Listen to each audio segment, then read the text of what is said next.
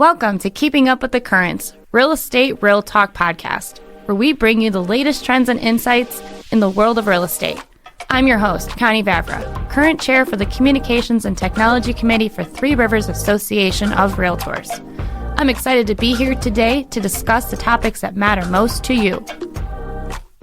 Whether you're a seasoned real estate professional, a first-time homebuyer, or just someone interested in the industry, this podcast is for you. We'll be covering a wide range of topics, from buying and selling properties to real estate investing, property management, and everything else in between. Each episode, we'll be interviewing industry experts, sharing success stories, and exploring the latest trends and technologies that are shaping the real estate landscape. We'll also be answering your questions and addressing the challenges you face when it comes to buying, selling, or managing properties.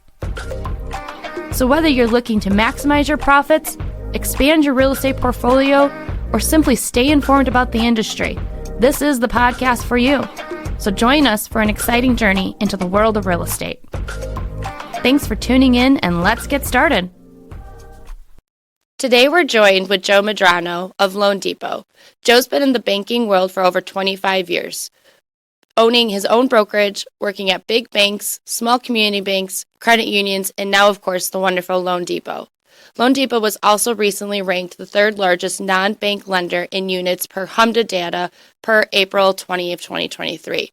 Joe, thank you so much for being here today with us. I know we're going to talk about first-time homebuyer challenges and how we can overcome them, but I think you told me a story one time of your experience as a first-time homebuyer. Do you want to tell us a little bit more about yourself and what that was like for you and why you are the loan officer you are because of it? Yeah, sure. So first of all, thank you for having me here. It's an honor and privilege to be here, and I appreciate everything that you're doing with this podcast. You launched it, and it's a huge success. So going back to your question, I am a loan officer that specializes in first-time home buyers, and that is by design. Yeah. And the reason behind that is because when I was a first-time home buyer, I made some very crucial and very costly mistakes. Okay. And as I was going through it, I thought to myself, gosh, I wish somebody would have just told me, I wish I would have had the education. I wish I had the know-how. I wish so when my wife back then and I decided to buy, it was just like, okay, let's buy. There was no prep time. There was no runway for us to get ready. And it was just, we decided, right? And talk about an impulsive buy. Well, when, no, when kidding. you buy something that big, it's like, and I still work with customers like that, just like, hey, we decided we're just going to buy. Okay, so how long have you been thinking about this and been getting ready? And as I go into the loan application and all of that, they're like, we were just driving down the street and saw loanDepot and stopped in. Exactly, yeah. We walked into the builder, and now we're going to buy. But there is a little bit of setup. So, yeah, tell us what happened with your story. So, just to paint the picture, back then, I was not in the mortgage business, obviously. I was self-employed. Okay. And the company that I had was a seasonal business. So there would be times where a lot of income was coming in, and then when the season hit where it was like an off season, there would be no more income coming in. So we relied on lines of credit cards to just kind of keep the bills paid, right? Yeah. So I was away with my business partner in Las Vegas, and we had, just before I left for that trip, we went under contract with a real estate agent that was introduced to us, and my loan officer was my best friend. Oh, yeah. Who was also new in the business. Okay, so he's like, Joe, you got this. FHA back then it was 3% down. All right. This is how much money you're going to need. This is the monthly payment. I'm like, good, we're all set. Yeah, we're good. So I go away on this business trip, right? And in the middle of this conference, I get a panic phone call from my loan officer, your best friend. My best friend, Jeff Fernandez. You're listening to this. I get a phone call from him. So you guys are still friends, though? Oh, yeah. I just spoke with him yesterday. It was his birthday, actually. By the way. By the way. Happy belated birthday, Jeff. Yeah. So he goes, dude, what happened? I'm like, what do you mean what happened? He's like, I re-pulled your credit and there's a late payment. And I'm like, okay, because me being the naive person I am, I'm like, okay, so? I'm like, we paid it. Yeah. And late payment did happen. Yeah. And it was just an oversight, miscommunication between me and my business partner. I thought he was going to pay the bill, and I thought so. Anyway, long story short, that late payment caused me to go from a 3% down loan into a subprime 10% down loan. Wow. And well, that's a jump. It's a jump, and I had the money, but it drained my account, and it taxied me for it. It weighed so heavy on me. It was an unexpected expense. Yeah. Right. All because of a missed payment. Yeah. And I thought to myself, yeah, you know what? They don't teach credit in school. If I had known this, I would have been just so on top of it and just been. So I went through, we closed on the house eventually, and I said after the closing, the business that I was in was taking up all my weekends, and back then my daughter was 1. Oh. I said, I'm working. Those are precious times. Yeah. I said, I was working every weekend. I need changing my career altogether. Yeah. You know what I'm going to be? I'm going to be a real estate agent. Love it. That's what I said. And my best friend's brother, who eventually became my mentor, he's like, well, why are you switching careers? I said, because I don't want to work on weekends anymore. I want to be home. Like, that's all real estate agents do. I want to be home with my daughter. And he's like, what do you think the real estate agents do? He goes, when do you think they see homes? I'm like, yeah, I didn't really think that through. People don't take off during the week to go see it Monday through Friday. Come on. Yeah. And then he goes, well, he's in the mortgage business. Okay, so my best friend, Jeff, worked for his brother, Roy. Okay. And Roy was the one who told me, when do you think the real estate agents work? And Roy's like, I'll tell you what, you're a sharp guy. Why don't you come in and learn how to write a mortgage? Yeah. I said, yeah, you know what? He goes, you don't really have, you have to answer phone calls on the weekends, but not too much, just, So that's what I did. And I started the mortgage business, and since that time, I just had a passion to help first-time home buyers. Yeah. That's the reason why I do. My whole business was built on first-time home buyers. I think it's really awesome when we have guests on the podcast to kind of hear more about what fulfills you guys. When you think about the landscape of real estate professionals and mortgage, lenders, there's quite a lot of us, right? Like our friends, our family, our consumers have a lot to choose from. But I think it's important that our listeners know that what makes you the most passionate is first-time home buyers. Like, yes, you can service every client very well, but what really your real big niche is those first-time home buyers. Mm-hmm. So, and I'm the same way. Like, I don't love like luxury or commercial. I can do it well, and I teach and I coach on it. But what I really love the most about it is first-time home buyers too. I love the educational component to it. I'm the type of person where I want to know everything about it to where I'm dangerous enough to be almost an expert, but obviously it's not my wheelhouse. And so I always treat my clients like that. Yeah. And I feel like as a first-time anything, you need people in your background that will coach you through it and make you feel that you are part of the decision and not just, oh, well, I'll call you when I need you or when it's time to sign the stack of papers. They're part of the whole process. And I feel like you probably lay that out for them, that landscape and that path, right? Like, yes, we can have, like I was joking, the impulse buy, but there is, a little bit of setup. And I think, and I know we're going to talk about it because you got some really interesting programs in here that I think first-time homebuyers aren't really familiar with. Like, I think the biggest, and you tell me, the biggest challenge you probably see is first-time home buyers and the down payment, right? Yes. You want to talk a little bit about? So there's two big issues with first-time home buyers. Yeah. And then another ancillary one, but the big two are lack of funds for a down payment, and then credit issues. Yeah. So those are the two, and then a third big thing. So and the reason why the down payment is an issue partly stems from the lack of education and the lack of not knowing, right? Right. And most people, because they learn from their parents and their parents learn from their grandparents, it was always the benchmark, you need 20% down. Right. Well, which is great, but... Yes. And ideally, that would be eventually where you want to go. But I always talk to my clients about a concept called cost of waiting. Yes. And the longer you wait to save for a down payment, you're missing out on some huge equity gains and tax advantages that you can take advantage of, So when I'm working with a new customer, my job, and I always tell them, listen, I'm here to tell you all the information so that you ultimately can make informed decisions. Right. Don't just make a decision because that's what you heard. Yeah. Right? Oh, yeah. Because everybody... What makes sense for you, yeah. Exactly. Everybody that comes through in front of me is different. Your credit score is not the same as mine. Your income's not the same as mine. Things are so different, Savings patterns aren't the same for every customer. So when somebody comes to me and says, hey, you know what? I want to buy, but I just don't have enough money to save to do this. And then I get into the conversation of like, how much do you think you need? And they say, we're looking for 20%. Some people just draw the line. I'm not going to buy until we have 20%. So I run them through the numbers, the education, right? And I'm just going to throw some numbers out there, and these are like statistics based on, the average things are in our local market. So let's say that,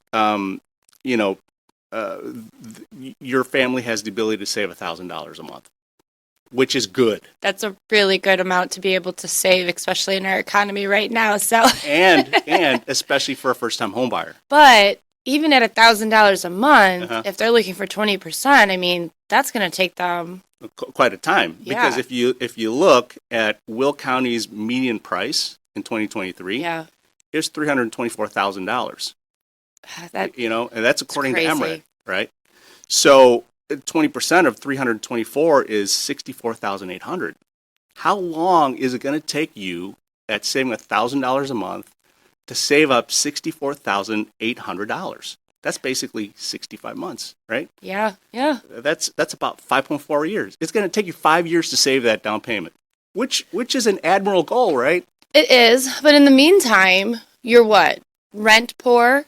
Because you're renting, you're barely probably saving. And if you are saving that $1,000 a month, what are you left with for incidentals, family, things like that? I mean, and all the while, things on the other side, the buying market, the interest rates, the market values are continuing to increase. So many you're factors. Stuck at this, and $1,000 a month, 5.5 years. 5.5 years to save 20% down for the average priced home here in Will County in 2023.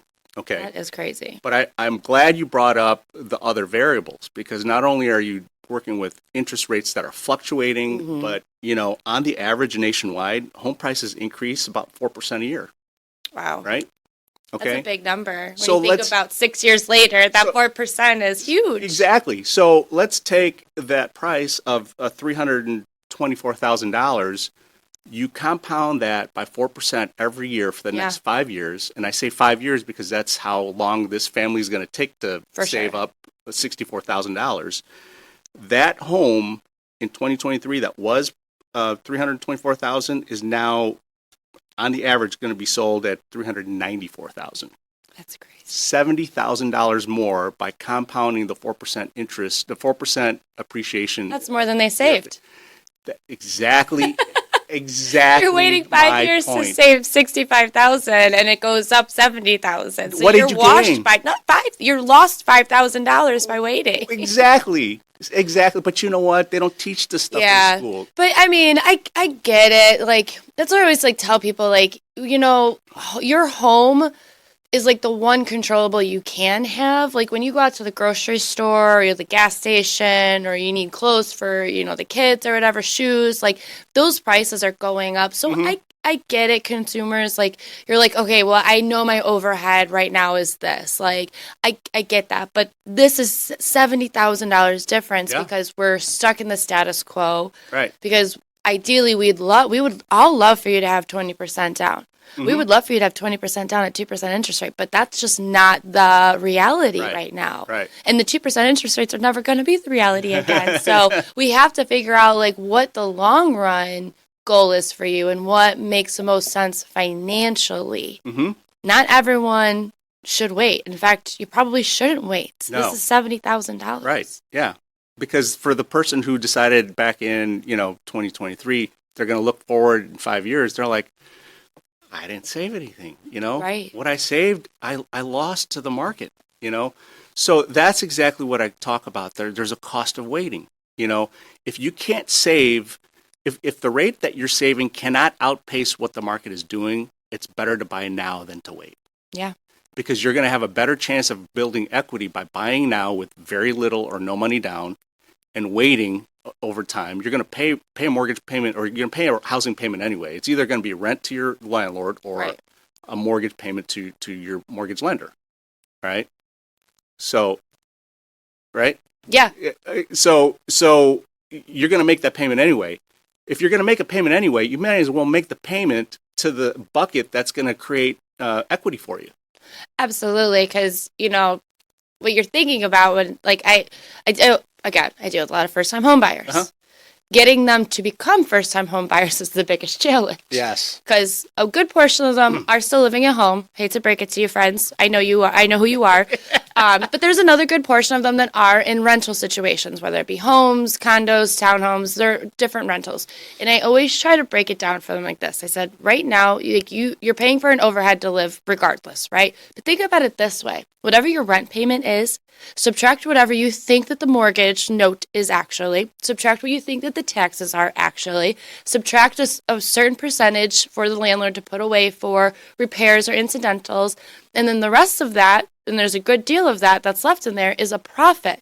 Not only are you paying the mortgage that you could just pay, right? You could just pay the mortgage note, but now you're paying on top of what the mortgage note would be if you owned it, a profit for the landlord plus a cushion for repairs. So when you think that renting is cheaper or easier or whatever, you're wasting so much money because someone is building equity. And then when you wait that 5 years because you finally saved $70,000 renting, a house from Jimbo Bob down the street, then you're going to walk away from that rental with absolutely nothing. Uh-huh. At least if you owned it, even if it's as I do with a lot of first-time home buyers, they're like, okay, well, the idea is to maybe 5-6 years we'll stay here. That's great because in 5-6 years, you're at least paying into the principal to the mortgage note. You're at least decreasing that as market values continue to go up. Exactly. Historically, 4%. Yeah. There's where you're going to not only be able to save maybe that's $65,000, which is amazing if you can save that much money. I'd be like, shopping spree. Mom's been on a roll. Yeah. But then you're going to have not only what you saved because you're a good, due diligent person, but then you're going to have the equity of what you've already been paying for that overhead anyways because you owned it. So even if it's not, because again, first-time home buyers, it's like one or the other. They either want the forever McMansion home that's, way over the $324,000 median, or they want that starter home. There's nothing really in between. So I just think if you can now, and you don't know until you talk to someone like Joe, you don't know what that landscape looks for you. Joe will sit down with you and kind of pave a path, but at least give you a plan of action. Maybe today is a good day for it. Maybe you do need to wait a year.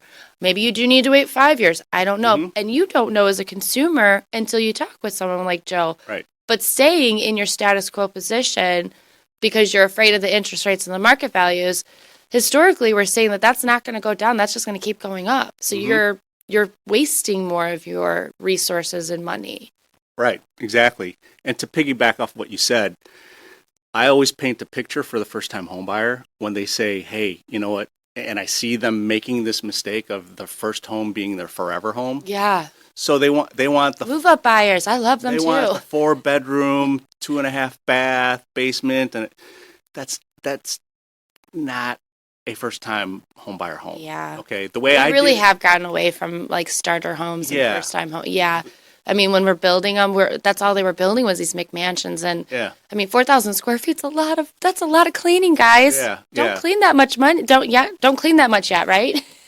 So I paint the picture for them. I'm like, okay, that's your forever home. Yeah. This is your first home. Your first home is a stepping stone, right? Yeah. You got to envision that you're not going to be here more than 5 years. Because the reality is they're probably newly married, probably going to be starting a family sometime soon. And as soon as they start popping those kids out, all of a sudden their space. A lot of extra expenses too. Their space feels cramped. And then say, oh, okay, now we can move up. But you know what? Because you've owned the home, you gain all that equity. So when you turn around and sell it, guess what? The next home that you're going to buy, you can put 10 or 20% down. Right. It becomes easier you don't have to come up do with the that. down payment assistance program anymore because you lived in there. Now, if you lived in a rental and did that, you move out because the space got cramped. Yeah. You turn around, you end the lease, you go out. Now you've got nothing. You have nothing to sell. You've got no equity that you can take from the previous home. You're like, well, that was a fun 5 years. Exactly, right? Here's my $2,500 rent payment. Exactly. Thanks, landlord Bob. Yeah. So I always have that conversation. There's a cost of waiting, and people don't realize that the impact of that until it's actually told to them and lay the numbers out. Yeah. You know? I think seeing the numbers, though, and I'm glad you brought some numbers prepared to kind of talk about, because I think that that's real life situation, but until the numbers are in front of them, I think it's just words, right? Mm-hmm. That doesn't really impact me. And they're like, well, I got to wait. Well, seeing that, I mean, $324 to $394, that's crazy. $70,000. And now a quick break for our featured safety tip. Each episode, we will feature one safety tip sponsored by the National Association of Realtors. Here's today's safety tip for you Realtor members. While working late or alone, create an appearance that you're not alone. Keep an extra light on in the office and turn some music, a podcast, or the TV on. Keep in contact to make sure someone knows where you are and when you'll be home. So I know in the beginning of the podcast, we mentioned that there was like 2.5 real big, reasons why first-time homebuyers have challenges, right? The miseducation of how much down payment they need, the lack of down payment, and of course, just the credit scoring in general. Right. Let's talk a little bit about the lack of down payment. I know that there's some really awesome programs out there. Like I have a buyer right now, he just got one for the specific area that he's looking in.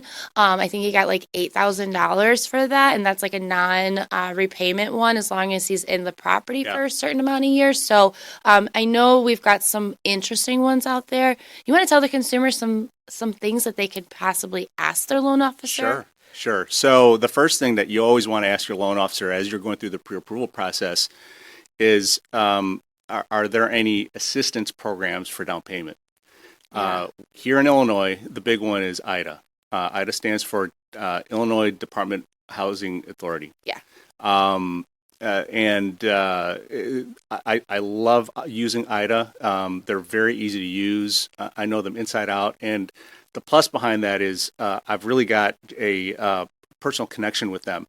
So, when it comes to the closing table, if I need them, I can call them. They'll answer my phone. That's really nice, actually, to have a contact. Yes. Oh, well, we emailed 3 days ago. Yeah. So, for that reason, I love using them. And so IDA has 3 right now different down payment assistance programs. Okay.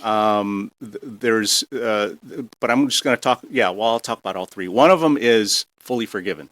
Okay. You have to stay in the home for at least 10 years. Okay. Okay. And every year that you stay in the home, 1/10 of their gift amount is forgiven. Okay. Okay. So it's a prorated forgiveness is what it is. So if life changes and they wind up being in there for 5 years instead of 10, they would just repay the half. Yeah. They pay half. Okay. The prorated amount. Because I know sometimes speaking with first-time homebuyers, they're like, you just told me to buy a step-up, a first-time house for 5 years, and here's this program for 10. So, but you could find yourself there for 10 years, but if something changes, there are options to that. So don't feel like if you go through a program like that, you're locked in. Right. You just have to account for that financially at the closing. Exactly. But to that point, I always tell them, yes, it might cost you $5,000 if you leave in 5 years. But how much equity did you gain? Exactly. Because it's not like they're going to have to write you a check in the loan application for that difference. That's going to come off of the financials at the closing table, the net proceeds for them. And like you just said, you're paying that mortgage for the last 5 years. You're going to have equity, especially if it's increasing at 4% anyways. Right. So the first flavor of IDA is fully forgiven. I love that you said the flavor. The next flavor is a $7,500 up to $7,500 through IDA, and this is what they call deferred. Okay, they're going to lend you the $7,500 towards your down payment and closing costs. Okay, at 0% interest. So they're not going to charge you anything. So even if you had the money, why wouldn't you want to borrow somebody else's money at 0% down, at 0% interest? I mean, you never know what's going to happen after closing, what life is like. Let's not drain First might go out. Right. Let's not drain Whatever. the bank account. Let's keep, your cushion in there as much as we can, especially if these programs are available. Right. And like you said, it's 0%. I mean. Yeah. So the reason they call it deferred is because it's not forgiven. Okay. Okay. So when they give you the $7,500, they're not asking for a monthly payment. They're not asking for, what they are asking is when you sell the house or refinance out of that loan, okay, you repay the $7,500. They're going to get made whole. Lend you $75, you only pay back $75. It's not $75, plus interest. It's not. Honestly, Joe, that's better than going to ask for a gift funds from family member. Hey, Uncle Joe, you got, $7,500 I can borrow, because gift funds is an option too. And Yes, I've had a lot of first-time home buyers utilize that. But then you're bringing in a family member. Right. They have to see their bank statement of where the money came from, when it went to the buyer. Yes. And so, and then you've got this family member now that every time you see him at Christmas and Easter and you're like, oh yeah, that's $7,500. It's coming to you, Uncle.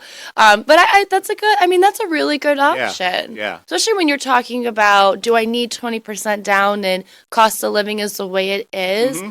Everyone needs a place to live and call home. Exactly. There are programs out there to help you have your own, so you're not making your landlord rich, which I know a lot of real estate agents. I know we're landlords. Sorry, guys. But we got to educate our consumers for the overall financial health for them, right? Right. You can't be retiring in a rental. That would sting. Yeah. You got nothing to sell. You got nothing to sell, So housing, and this is another part of the education.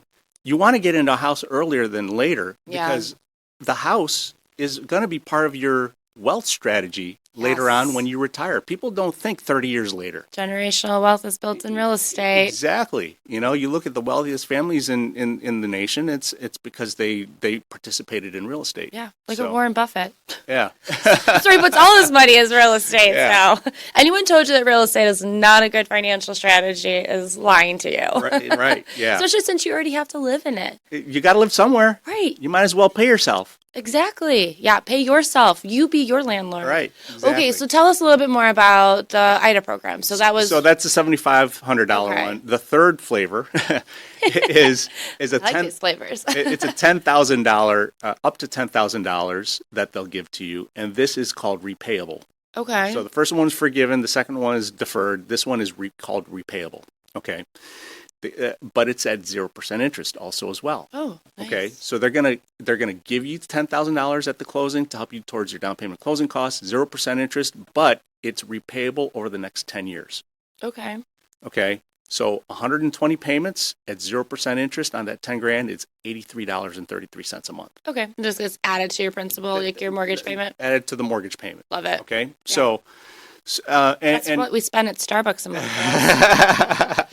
So it's quite easy to qualify for IDA. I do have to tell you that I get quite a few customers that said I went to my first lender and they don't do IDA because I've heard that. I don't know why. It's just they're losing so much business. Who are these loan officers that don't do IDA? I think it's too much work, and they have never invested. Too much work to help the consumers of Illinois become homeowners. Wow. Yeah, they've never invested the time to learn the ins and outs of this program. Sorry, I was not shaming you loan officers that don't do IDA, but that might have been a slight shame to you. So sorry. So to qualify for IDA, you do need a 640 credit score. Okay. Because it's a bond program, they're getting money from other governmental sources. They have income limits. So if you make too much money on this program, that makes sense. They're not going to give you the assistance. Is that the sliding scale of up to? Is that how they determine? Is it by the income? No, the up to is depending on which flavor you choose. Oh, okay. Well, I think they were all like up to 10, up to 75. Right. But, so is it 10 or could be up to 10? Like, how do they determine? When I say up to, they take the purchase price of the home. Okay. And they'll give you a percentage of that. Got it. Okay. So that's what determines the up to 10,000. You ever see any less than the up to? Yeah. Really? Yeah. Because the lower price homes? Yeah. Where are we finding these lower price homes? Central Illinois. Everyone, we're moving down south. I do quite a bit of work down there, So but the thing here is, even though they're giving you the funds for the down payment and closing cost, the borrower does have to come in with some skin in the game. Yes. And it's usually 1% of the purchase price is what they have to come in with. So if you're buying a $300,000 home, you just got to show up with, potentially as low as $3,000. Yeah, which is your earnest money you already gave up. So right, and then you add the seller tax credit on top of that. You could possibly even come in with even less money than that. Yeah. So that's IDA.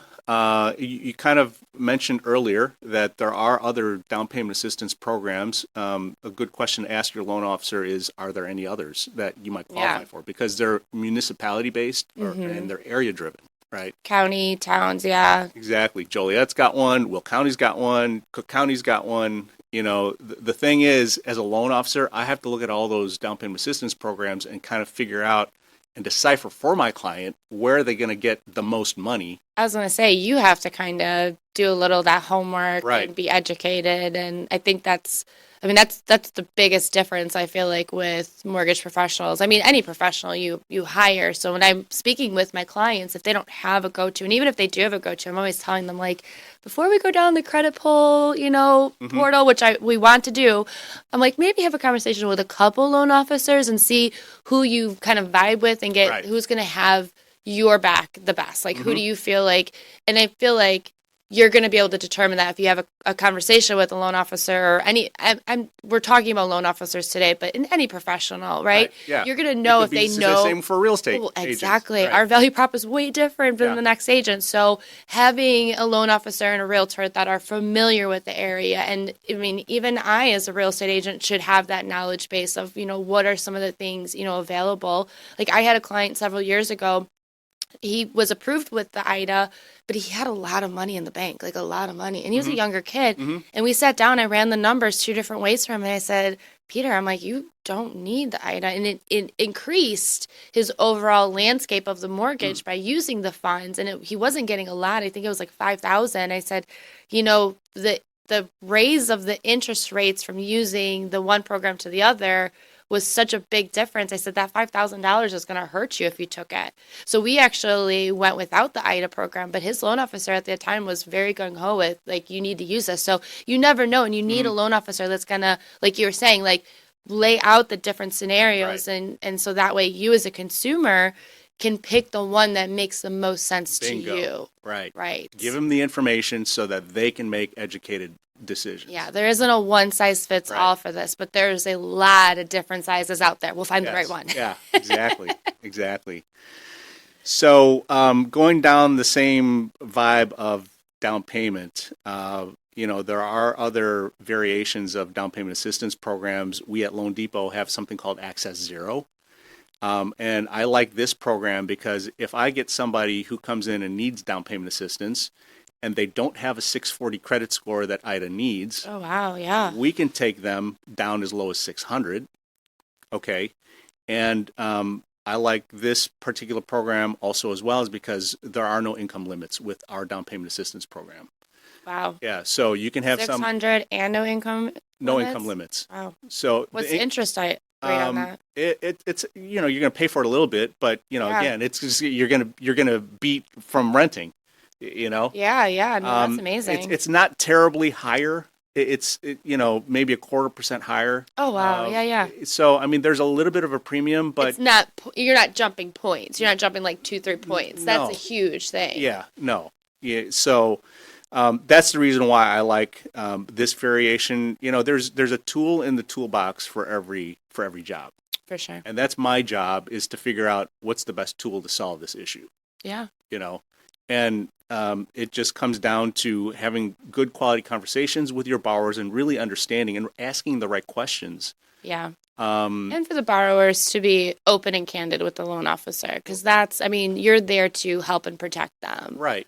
So, and we're going to find out when we go to pull your credit if we're going to find out. Yeah. We are going to find out. What about that other credit card you charged? Oh, my wife does not know about that one. I've had that happen to me before. I've had can you go to the house and get the credit card statement? Oh boy. Hey, if you're there, check the mail for me. Hey, there's a payday loan on your credit report? Oh, shh, don't tell them. Oh my goodness. Yeah. But yeah, that's a lot of good programs for sure. I like that. The loanDepot Access Zero program. That's pretty awesome. I didn't even think about mortgage companies. And that's a big thing. I always tell clients, I'm like, not every bank is made equal. Like, yeah, maybe you bank at this personal bank and yeah, maybe they do mortgages, but having a conversation with a full-time mortgage broker, there's a lot more, I feel like, tools and resources available when that's your bread and butter. Like, that's what you do all day. Right. You're not going to walk into loanDepot and have personal banking there. Like, it's mortgages, refinancing and mortgages. And keep in mind, I did used to work for a big bank. See? So you know what that landscape looks like. And there are headaches sometimes. So their motive is the customer walks in, sell them a mortgage, sell them a checking account, sell them a savings account, ask if they need a car loan. That's why I don't go into the bank anymore. So, and I'm not knocking big banks. I mean, we need them. Yeah. And I have a great relationship with my bank. We need them. But there is a difference in working with somebody who works for a non-bank lender versus a bank lender. Now, the big banks, again, I'm not knocking them, but if you're a high net worth client, they will take care of you. Yeah, I was going to say, yeah. They will take care of you. Not that we can't, but, we come up and rub up against them in competition in the high net worth clients. Yeah, right? That makes sense. So, but lack of funds for a down payment, getting back to that, there are other programs that are out there that don't require a down payment. Okay. So, like VA loans, for example, 0% down. It's something that you're entitled to because you served our country, Yeah, and we had a really great episode with another loan officer about the VA loans. So if you're listening to this and you have not caught that one, I highly encourage you to listen into it. I think, like Joe's saying, I mean, that's a benefit to that human for serving our country. Mm-hmm. It's not. I get sellers and that in our community that look at VA loans and the 0% down and kind of get squirrely with it because they're like, oh, well, they have no skin in the game. But no, they put all their skin in the game. That's the point of that. Like they put their life on the line. Right. They left their family. Like I just had a friend's husband. He was deployed for a whole year and they've got, 3 kids. And, I know that friend. Yes. So we just had the welcome home for them. And I think to myself, I'm like, we're not in active war necessarily, but seeing that these humans are still leaving their families and putting their lives on the line for us. I mean, so when a seller, snuffs up to a VA loan, I'm always like, oh, what? No, let's educate a little bit on this. So I just wanted to have a little pause there for that because I think VA loans get a bad rap sometimes, and it's really unfortunate because that's what the government could do to help them with. It's the least they could do, right? Right. That's their life. That's their family. That's their time away. Yeah. A happy story on the flip side of that. Yeah. Oh, yeah. Is that I had one of my really good friends is a VA. He was a VA buyer. He served in the Navy, and when he was going through the home buying process, he found a house, put an offer in, and his real estate agent told the other side that he served in the Navy. They're like, we want to sell it to him. Yeah. There were conventional offers that came in, but they wanted to give it to him. Because he was a veteran, because he was using VA. So there's happy stories behind that as well. There definitely is. And I think, as an agent, I struggled with this in the beginning of my career is identifying to the seller what that difference was between the different loan products when they're looking at, all they're looking at is a bunch of papers with different things on there. And so when you do see someone with a 10% or 5% down versus a 0%, as a new agent, you're so green and you're like, well, yeah, I mean, but you don't know what that landscape looks for them. These loan products are out there for a reason, and it's to ensure that everyone has the right financial outline, right? It's not saying that if they have a VA loan with 0% down that, they don't have money in the bank and they can't afford it. That's not at all. That's a loan product that is available to them as a benefit, and that is the reason. That's why as a realtor, you definitely need to also understand the different loan products. Have I bet Joe will take you out for coffee, or take Joe out for coffee. I didn't mean to put you on the line there. Take him out take him out for coffee, and I bet and that's what I did as a new agent. I took a couple loan officers out. I took them up on that, offer, and I just picked their brains. I mean, one of them sat down and ran through a whole HUD and CD with me, line by line by line. I know. I was like, oh, tell me that again. I forgot. But I mean, you got to know what these look like, the down payment assistance programs, kind of the basis of them, what's available to them, keeping apprised of interest rates and what's happening, because they change every day, right? We're never going to quote an interest rate on this, because today it's going to be that, tomorrow it's going to be something different. So as a realtor, as a loan officer, and as a consumer, having the right people with the right knowledge is where you're going to find the right recipe. Right. It's not a one-shoe-fits-all. No, it's not. And again, it's just pulling the right tool out of the toolbox for the job. I love it. What about credit issues? What can we do?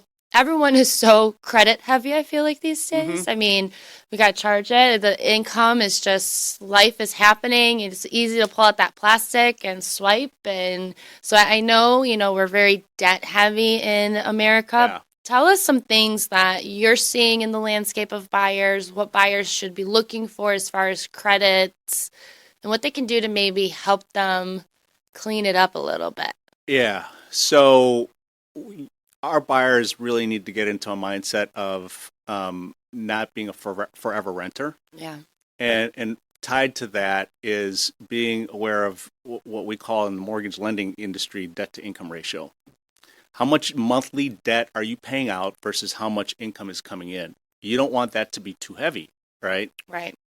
Ideally, you want to keep it around, 45%, under 50% total money out versus what's coming in. Okay. It's sad, and this just happened to me in the last 30 days. I had a customer that came to me, and he's making about $60,000 a year, and I pulled his credit, and he's got $1,000 a month monthly payment on a car. Whoa. And it's, what kind of car does he drive? Well, nice.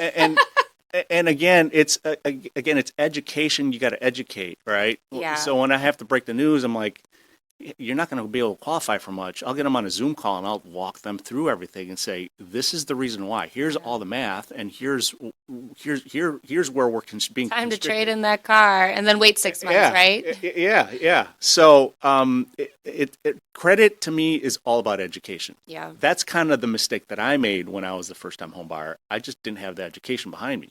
Okay. So there's also other ways where you're overextended on credit. Mm-hmm. You got credit cards and they're all maxed out. You don't want that. I actually take all my customers through a visual. It's kind of hard to show this on the podcast, but it's a pie chart, and it just shows here's how much of your credit score is determined by how well you pay your monthly payments. If you're late, it's like 35% of that is going to tank your credit score. That's 35% weight of that, So I kind of walk them through that. As far as credit issues, we're really concerned about, first and foremost, what's the credit score? Because if you don't meet the minimum credit score required for that loan program, you're done. We can't even talk. We can't even talk about that loan program. So if I pull a credit report and it's FHA, for example, we need a 580 score to do 3.5% down on an FHA loan. Okay. And the perfect example that I love telling my customers is like, hey, listen, you don't have a 580 right now. Don't be discouraged. Let's use the time that you're renting. You might have to renew your lease for another year. Yeah. Okay. But during that year while you're leasing, don't waste that time. Right. Because 12 months later, when that lease comes up and you have to renew, you've used the 12 months to kind of fix things on your credit report. Right? Yeah, and it can be done. It can be done. My biggest, bragging story about this is the poster child, if you will, of how I changed somebody's credit. I raised it by 200 points. I didn't raise it. He raised it. You educated him. I coached him. Yeah. Because without the coaching and without telling him what it needs to look like, points? 200 points in 1 year. In 1 year too? Yes. That's amazing. That's crazy. In 1 year, you know, and he was elated, and he happens to be one of my biggest referral sources. I bet he is, yeah. But it's like a miracle worker over there. But I could tell the clients what to do. Yeah. At the end of the day, the consumer, the borrower, they have to put in the work. Yeah. They have to have the willpower. They have to have the energy to stand behind, like, I'm convicted. I'm going to fix this no matter what. It's going to be tough for the next, 6, 12, however long it's going to take. But you got to put the work in, right? For sure. So, this story that I was about to tell you is that I pulled somebody's credit and it was a 579 credit score. Okay. You need a 580 to do 3.5% down on one point. 1 point. Come right? on. So we have a computer simulation program in our office where I ran it through, and the program said, hey, listen, if this consumer just went out and got a credit card with a $300 credit limit, with a hard inquiry on his credit report, with a starting balance of $25, within 1 month, he'll have a 630-ish credit score. Okay? So that's what we did. And you know what? The simulator was right. It worked. So we went from somebody who couldn't get an FHA loan with a 3.5% down. 30 days later, he went through the simulation recommendations, and now he can buy. That's amazing. So those are the tools that we have. So when we're giving this information, we're giving this advice to our clients. It's not only from the know-how and the knowledge that we have from the many years of experience, but we're also using these computer simulated models. Yeah. To really pinpoint down exactly what you need to do. So that was a huge success story. So credit scores to me, Bruce, credit to me, it's a reality. And I feel that it's a segment of the buying population that gets ignored. Because if they go to a loan officer and say, we can't do anything for you because your credit score is too low, a lot of times the loan officer says, do this, this, this, and that, and come back when you're ready. Yeah. And that's kind of sad. Yeah. You kind of almost need someone to check in with you. Like, hey, right. Yeah. I almost an accountability partner. Yes. So the way I work is I try to stay in touch with them once a month. And I put action plans. We'll get on a Zoom call. Here's what's going on with your credit. I need you to correct this, and that. Follow it up with an email so now they have it in writing. When can I follow up with you? 30 days, I put it on the calendar. 30 days later, we have a conversation. If that conversation goes well and they say, hey, I paid this off and I did all these things that you asked me to do, great. I'm going to schedule the next follow-up phone call. Well, that's perfect. If I do 3 phone calls in a row and they've got zero progress, they're not serious. They're not serious. I mean, and it's sad because, again, you have to live somewhere. Right.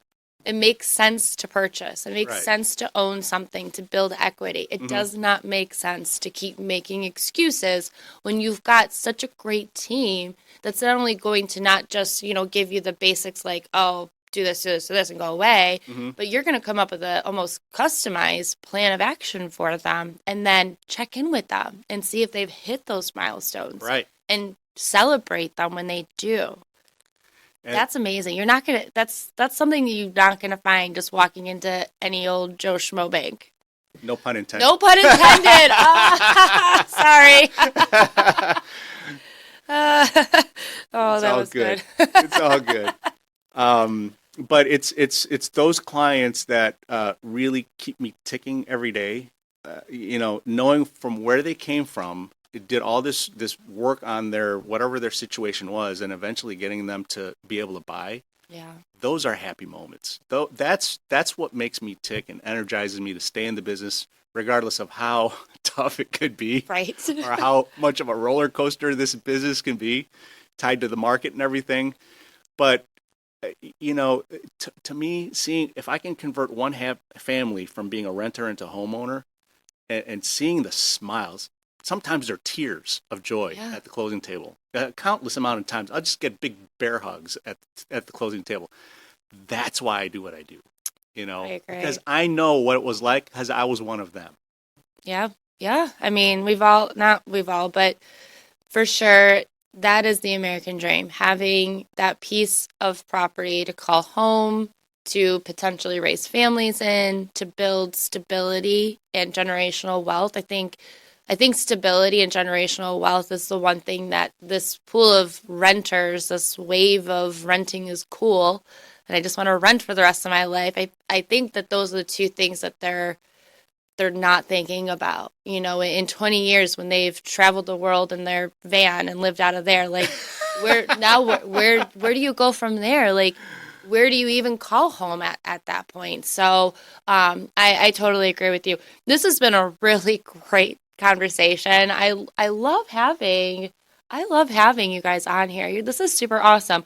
It was fun. I enjoy this as well. Yeah, I mean, it's super educational, I feel like, for both real estate agents and consumers.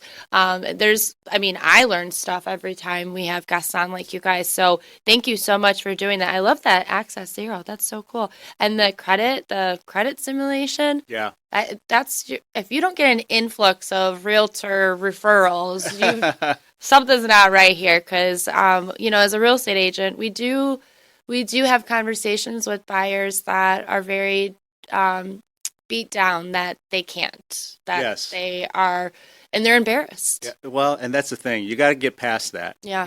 And sometimes that's what keeps them being a renter forever. Yeah. Is because they're just too embarrassed to talk about what's in there. Yeah. I've seen everything. Don't be embarrassed. And it's not like I go home and talk about you to my family. No. It's like there's confidentiality protocols that we have to have.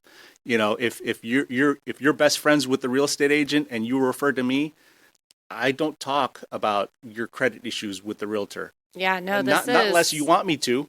But I mean, it's between me and the customer. Yeah. And likewise with, real estate agents too. I know we sometimes run into family and friends that maybe don't want to use their family or friend. And I go back and forth with this. To me. This is a business deal for sure when you're thinking about purchasing a home or a property in general, whether it be, a residence or maybe a commercial dwelling or an investment. And yes, we could be your friend, your aunt, your uncle, your brother, sister, but we still have a very high code of standards, a very illicit set of regulations that prohibit us from having open conversations about our clients like that. Like, this is a confidential, safe space. Yes, it is. What we talk about is for the purpose of you and you only, and it only stays between us. Mm-hmm. And we should be the ones that you go to because we are your friend, your sister, your brother, your whatever, right? Like, and I tell clients that are not family or friends, I will treat you like my family and friends. So then when a family friend uses someone else, I'm like, wait a minute. Yeah. I get clients that go to me because I treat them like family and my family's using someone else. What are you doing? Uh-huh. But again, it's because they don't want, people in it. But we are it's very confidential. This is your safe space. Yes, it is. This is for you to become a homeowner, a property, owner, and that's it. I'm glad you're saying that because there are federally regulated financial privacy acts that we have to follow.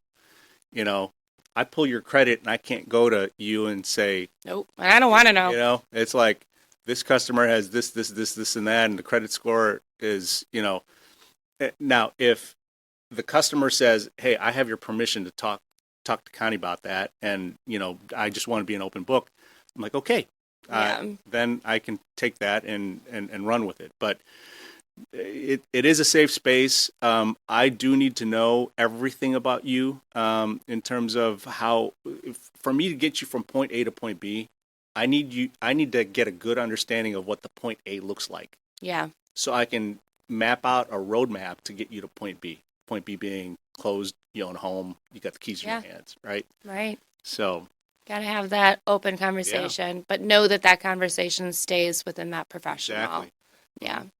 Well, thank you so much, Joe, for being on our podcast with us. I had a lot of fun. I did too. This was a really great conversation. We do have some really awesome show notes that we're going to include in today's podcast, with also the link to the IDA program. So consumers, realtors, you can kind of familiarize yourself with it. But first step is meeting with your real estate professional and loan officer to talk about your specific needs, but do a little, research too. So we'll include those in there. And thank you again. This is awesome. High five. Woo! Thank you for joining us on another episode of Keeping Up with the Currents. Real Estate Real Talk with your host Connie Vavra from the Three Rivers Association of Realtors. Whether you're a seasoned professional or a home buyer, we're here to provide you with valuable insights and expert advice to make informed decisions. Don't forget to explore the wealth of resources and support available on the Three Rivers website. Whether you're a real estate professional or home buyer in the market, we're here to empower you with the latest trends and expert advice. Thank you for being a part of our real estate community, and remember, at Keeping Up with the Currents, we're here to guide you through the ever-changing tides of the real estate market. Happy house hunting and successful deals to all.